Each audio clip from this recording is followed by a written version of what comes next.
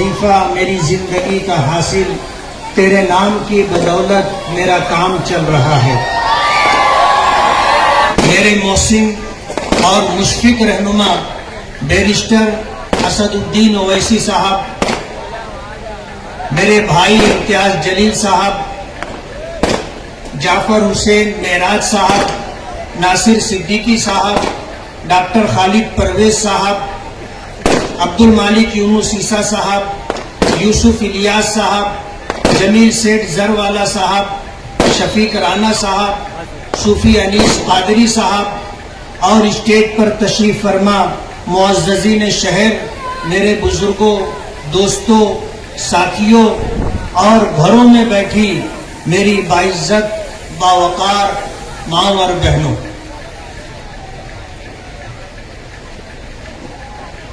اپنی بات شروع کرنے سے پہلے میں اپنے رب کا شکریہ دل کی اتاہ گہرائیوں سے کرنا چاہتا ہوں۔ میری بیماری کے ایام میں جن ساتھیوں نے الیکشنی مہم کی باغ ڈور سنبھالی، جنہوں نے ہمیں مشوروں سے نوازا، ہمارے لیے دعائیں کی، ہماری ماں اور بہنوں نے روزہ رکھ کر میری صحت یابی اور کامیابی کے لیے دعائیں کی، میں ان سب کا مشکور ہوں۔ جنہوں نے میرے سر پر، میرے کام کاج پر، میری شخصیت پر بہتان اور الزامات کی بارش کی، میں ان کا بھی شکر گزار کہ ان کی اس درو گوئی اور جھوٹ سے میرے بہی خواہوں، ہمدردوں اور چاہنے والوں میں مزید جوش پیدا ہوا اور وہ میری کامیابی کے لیے تن من دھن سے جٹ گئے۔ میری ذات پر کیچڑ اچھالنے ہمارے قائد نقیب ملت اسد الدین اویسی صاحب اور اتحاد المسلمین پر فقرے کسے گئے، اور ہم نے، ہمارے بہی خواہوں نے جس صبر کا مظاہرہ کیا، اللہ تعالیٰ نے اس کا پھل بھی ہمیں کامیابی کی صورت میں عطا کیا، اور معزز ووٹرز کی لاج رکھ لی۔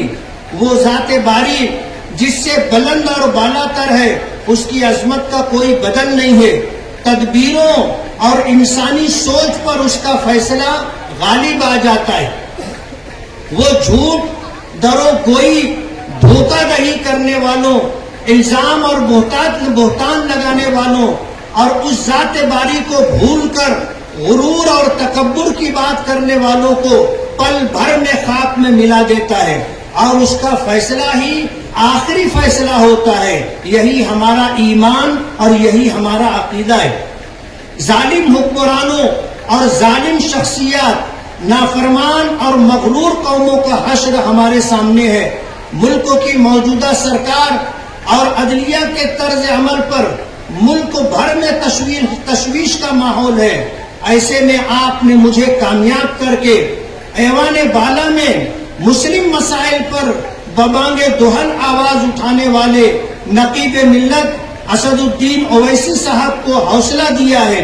ان کے رفقا نے شہر مالیگاؤں آ کر میرے لیے ووٹ طلب کی، اور ساتھ ہی مقامی ذمہ داران نے سر دھڑ کی بازی لگائی۔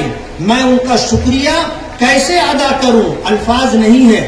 میں سب کا نام نہیں لے پایا، کیونکہ اگر کوئی نام چھوٹ گیا ہے تو مجھے افسوس ہوگا، اور جن کا نام چھوٹ گیا انہیں بھی دکھ ہوگا۔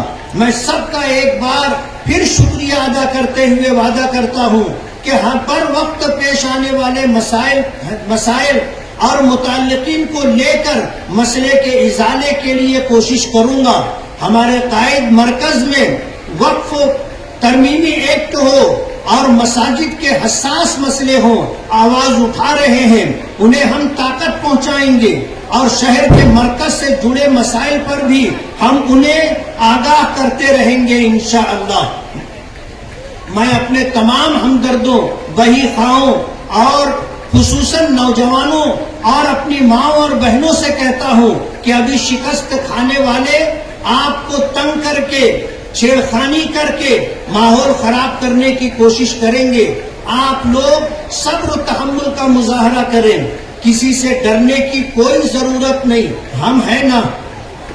ہمارے ساتھ اللہ کی مدد ہے.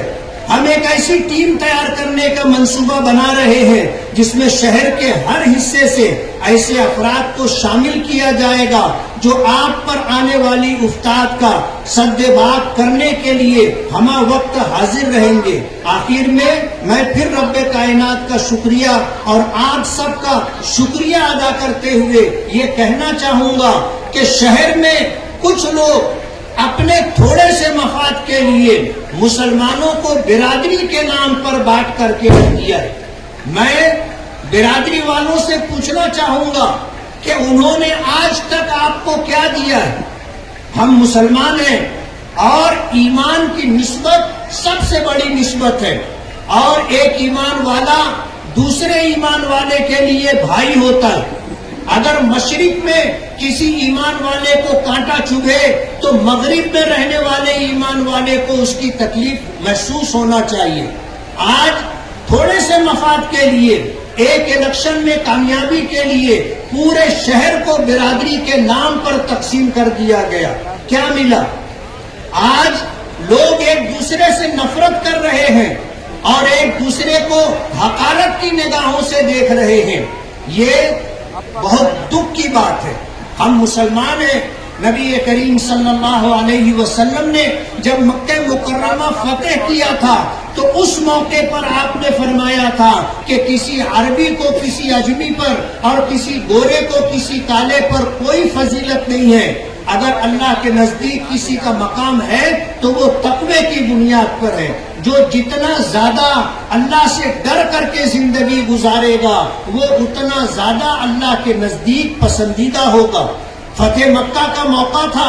نبی کریم صلی اللہ علیہ وسلم نے اعلان فرمایا تھا کہ جتنا زمانے جاہلیت کا سود ہے میں اسے اپنے پیروں تلے رونتا ہوں، اور میرے چچا حضرت عباس کا جن لوگوں پر سود ہے قرضہ میں سود معاف کرتا ہوں.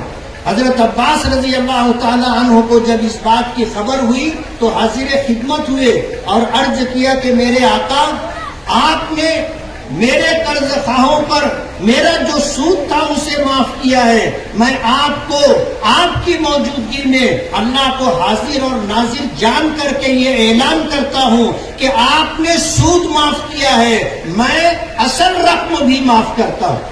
تاریخ اٹھا کر کے دیکھ